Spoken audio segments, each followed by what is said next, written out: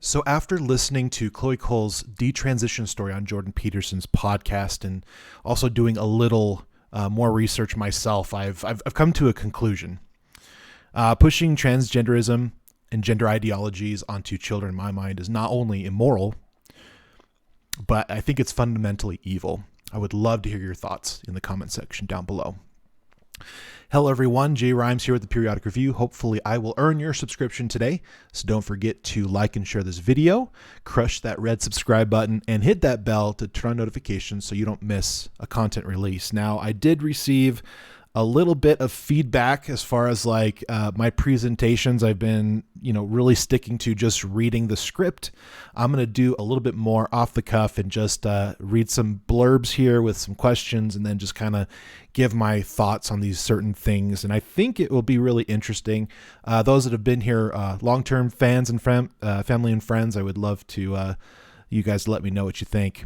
Now, social media apps are supposed to be 13 and older, but children, just like Chloe, are being plagued by social media by individuals who are encouraging transgenderism, but there are also teachers encouraging discussion of sexual orientation in their classes and their theory to their students, further confusing them. So not to mention there's even parents allowing children to, look into these things and to investigate and then come up with their own conclusions, children that are younger than 18.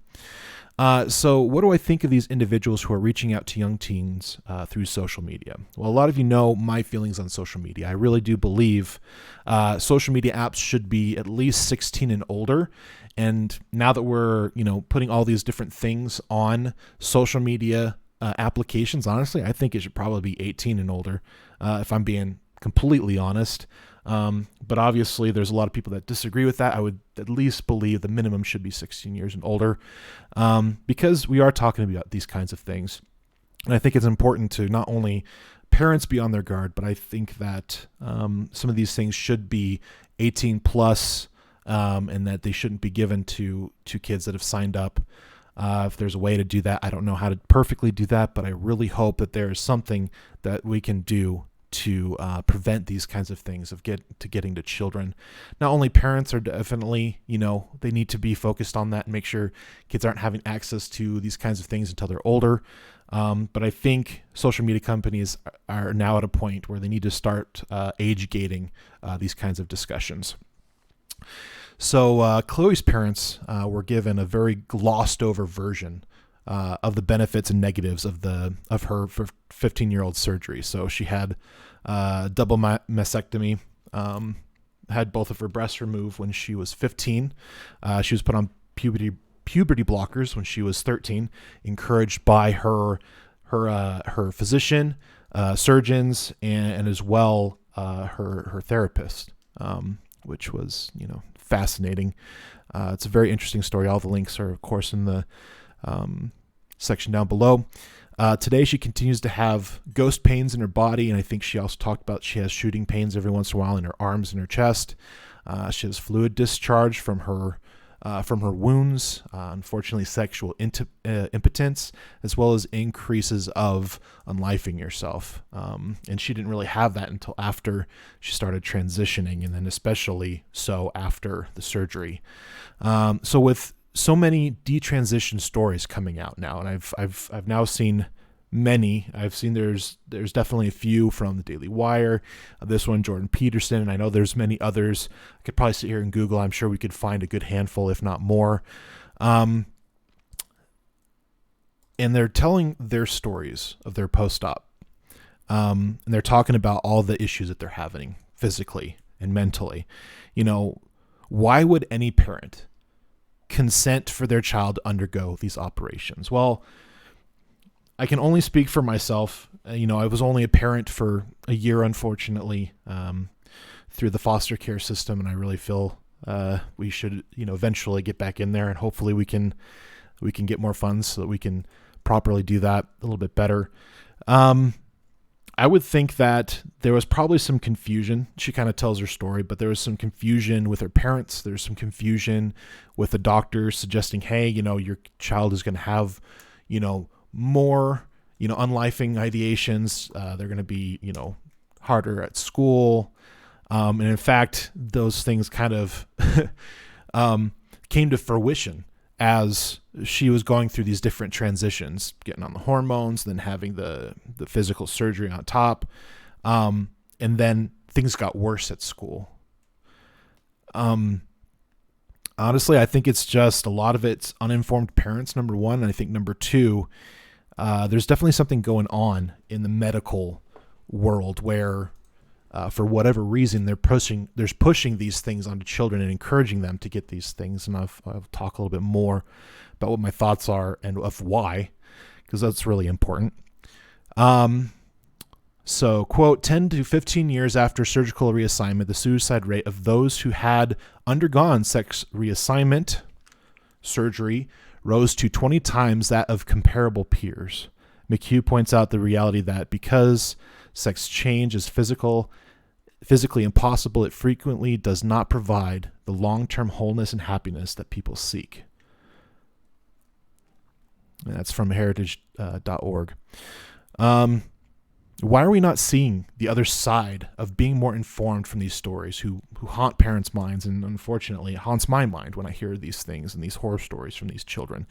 This poor girl is now 18, and these are the scars and the things that she's going to be going through for the rest of her life.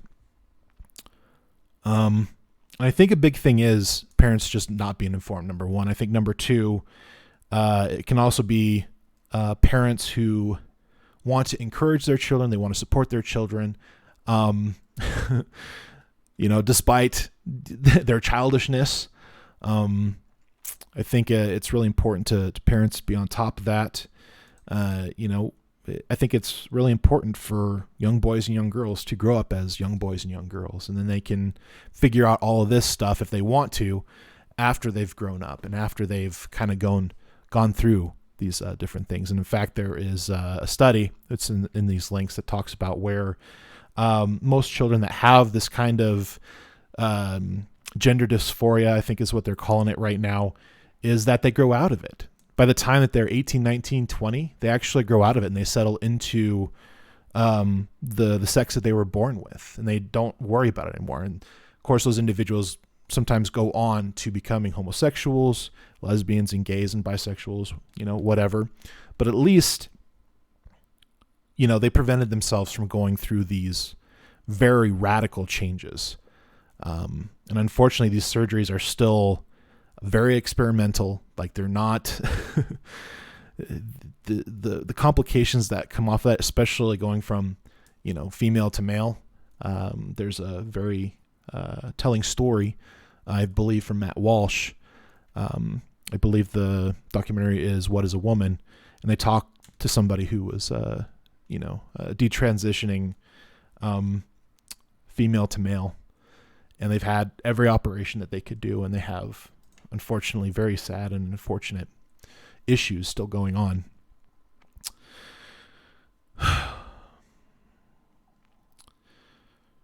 So 10 to 15 years after surgical reassignment, the suicide rate of those who have undergone sexual reassignment rose 20 times that of comparable peers. McHugh's point out the reality because sex change is physically impossible. It frequently does not provide the long-term wholeness and happiness people seek. So I wanted to talk about why I think this is happening. Like, obviously, uninformed parents and children thinking that they are more informed, and parents giving in. I think parents need to be strong, obviously.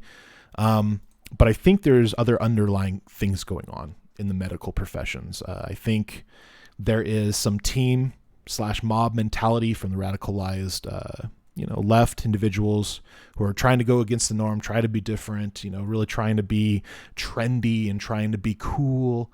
If you're different, you're cool nowadays. And it's definitely showing that on social media. So I think there's a little bit of that. I think there's a little bit of people behind the curtains, pushing these different things to continue to confuse people, and especially children, because if people are confused, they're much easier to keep in line and to do what we tell you to do. They want you to stay in the matrix. They want you to stay plugged in, as they say. I think some of it is greed. I think plastic surgery industry right now, I think in 2021, they said it hit almost $70 billion.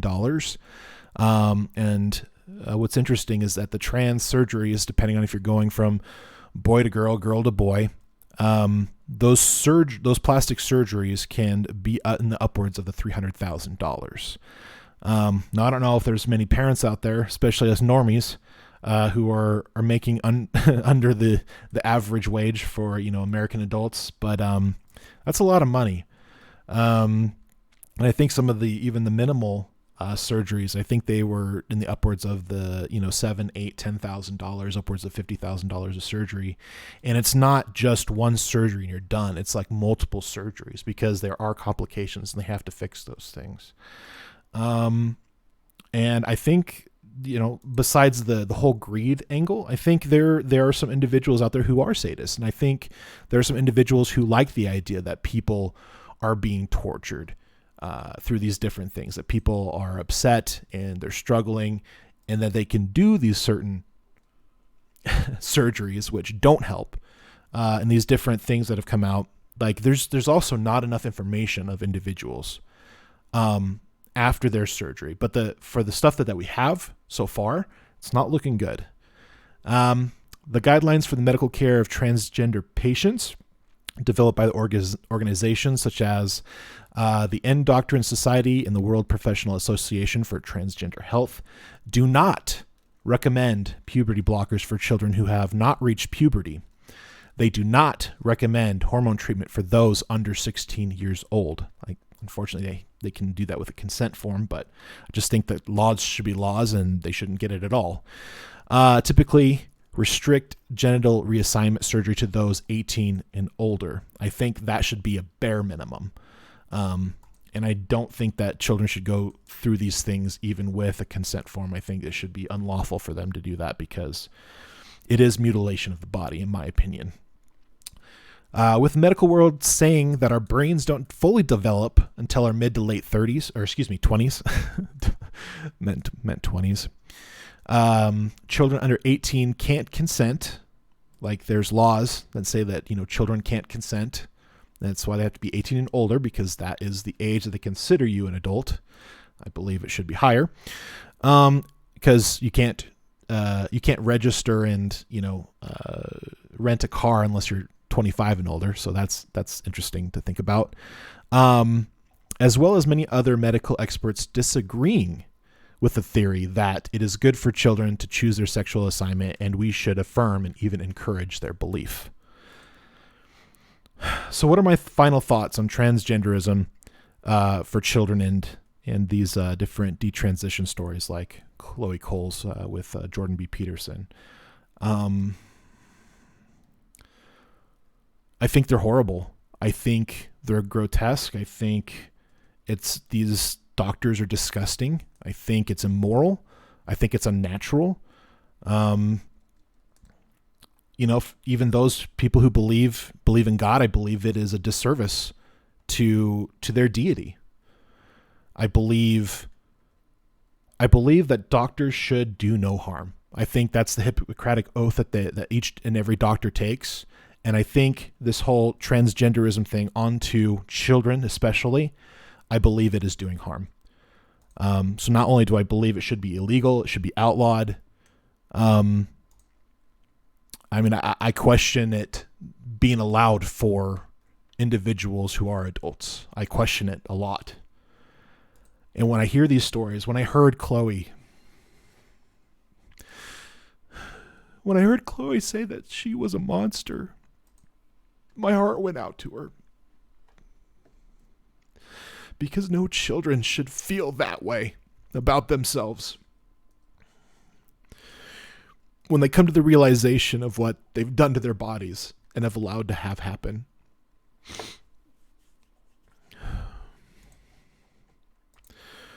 This is a really tough subject. And I knew that going into it.